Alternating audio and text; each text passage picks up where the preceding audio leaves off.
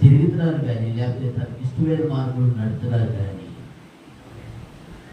దేవుని యొక్క మాటకి గద్దెంపుకి తిరుగుతాడు ఎంత మాత్రం కూడా ఇష్టపడలేదు.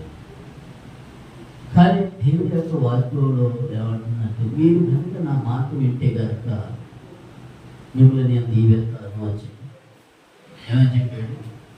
మీరు నా మాట వింటే కనుక మీరు దీవించబడతారు. 6వ వచనం, మొదట 2వ అధ్యాయం 6వ వచనం చదువు. ఏమని చెప్పాడు? దేవుని యొక్క వాక్యం అంటుంది, యెహోవా 2వ అధ్యాయం 6వ వచనం అంటున్నాడు, యెహోవా ఆజ్ఞయించి ఉన్నాడు, యెహోవా జ్ఞానించువాడు, తెలివియు వివేచనయు ఆయన నోటి నుండి వస్తున్నయి